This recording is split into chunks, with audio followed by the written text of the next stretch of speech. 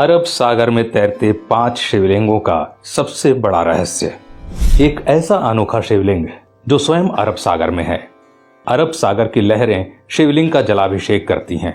आज हम आपको बताएंगे इस खास शिवलिंग से जुड़े कुछ खास रहस्य और ये भी बताएंगे कि आखिर ये इतना दिलचस्प क्यों है। गुजरात के भावनगर में कोलियाक के तट से 3 किलोमीटर अंदर अरब सागर में स्थित हैं निष्कलंक महादेव। यहाँ पर अरब सागर की लहरें रोज शिवलिंगों का अभिषेक करती हैं। लोग पानी में पैदल चलकर ही इस मंदिर के दर्शन करने आते हैं। इसके लिए उन्हें ज्वार के उतरने का इंतजार करना पड़ता है। भारी ज्वार के वक्त केवल मंदिर की पताका और खंभा ही नजर आता है, जिसे देखकर कोई भी अंदाजा नहीं लगा सकता कि आखिर पानी के नीचे समुद्र में महादेव का प्राचीन मंदिर स्थित है। यहाँ पर शिव जी के 5 स्वयंभू शिवलिंग हैं। अब ये 5 शिवलिंग यहाँ आए कैसे? दोस्तों, इस मंदिर का इतिहास महाभारत काल से जुड़ा है। महाभारत के युद्ध में पांडवों ने कौरवों को मारकर युद्ध जीता था, लेकिन युद्ध समाप्ति के पश्चात पांडव ये जानकर बड़े दुखी हुए कि उन्हें अपने ही सगे संबंधियों की हत्या का पाप लगा है।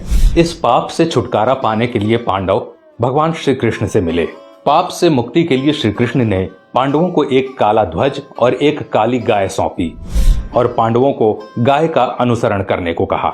यह भी बताया कि जब ध्वज और गाय दोनों का रंग काले से सफेद हो जाए तो समझ लेना कि तुम्हें पाप से मुक्ति मिल चुकी है। साथ ही श्री कृष्ण ने उनसे ये भी कहा कि जिस जगह ऐसा हो वहां पर तुम सब भगवान शिव की तपस्या करना। पांचों भाई भगवान श्री कृष्ण के कथानुसार काले ध्वज हाथ में लिए काली गाय का अनुसरण करने लगे।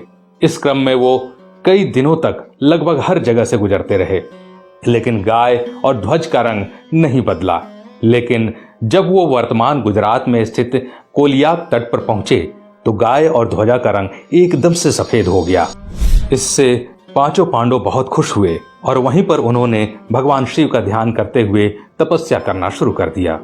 भगवान भोलेनाथ ने उनकी तपस्या से खुश होकर पांचों भाइयों को लिंग के रूप में अलग अलग दर्शन दिए। वो पांचों शिवलिंग अभी भी वहीं स्थित हैं। पांचों शिवलिंग के सामने नंदी की प्रतिमा भी है और पांचों शिवलिंग एक वर्गाकार चबूतरे पर बने हुए हैं।